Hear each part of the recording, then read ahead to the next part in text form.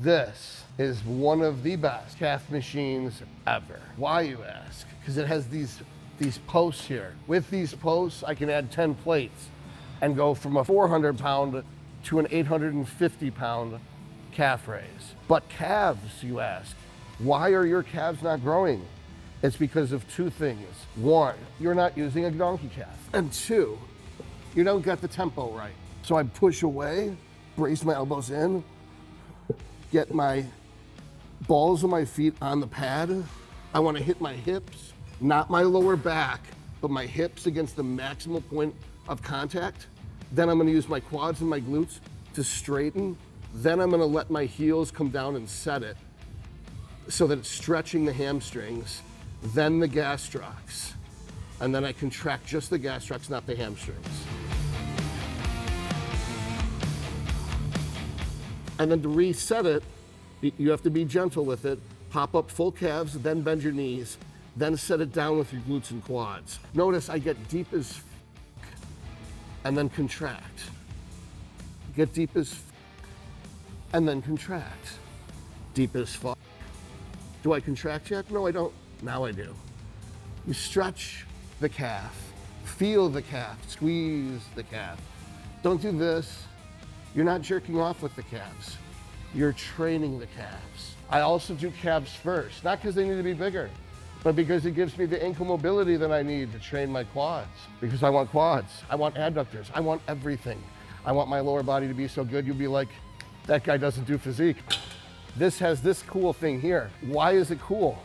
Because I'm able to do this with my calves and push them back and then put them under hyper load. And this loads the calves even better and helps stretch the hamstring and get it ready for the hamstring exercise, which is next. Some want to do this, some want to do this, some want to do this.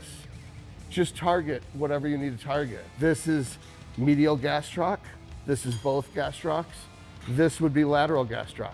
Personally, I have balanced gastrocs, so I don't need to do anything fancy. I just want to feel both of them. As long as I feel both of them, I'm good. Fenner's Fury, best pre-workout in the world. You should buy it right now. Do you want a bigger pump? Of course you fucking do. This is what you buy. Best pre-workout for pump in the world. If you need stims, get the Berserker Frenzy to go with it. This is stim free. Together they make the full stim product. I have no reason to train the soleus. If I want to train the soleus, I could do it with the soleus machine right there. I find it ironic that people with no gastrocs use the soleus machine. Allow me to elaborate. This is the gastroc, the baby skull.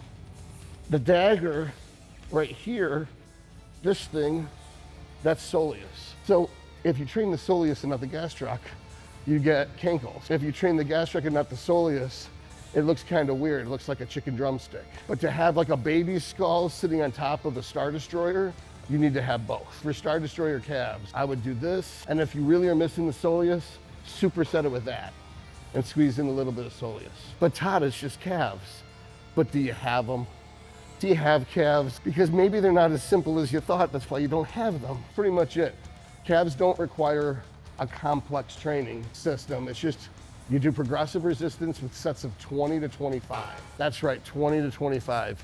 The soleus is 97% red fibers. The gastroc's like 78% red fibers. So high reps is where you go. I know one guy without calves who will tell you to do 4 to 8 reps.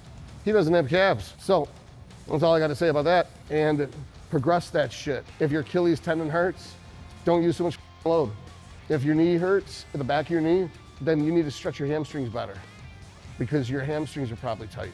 That's pretty much it. I would start with 3 sets twice a week and then progress from there.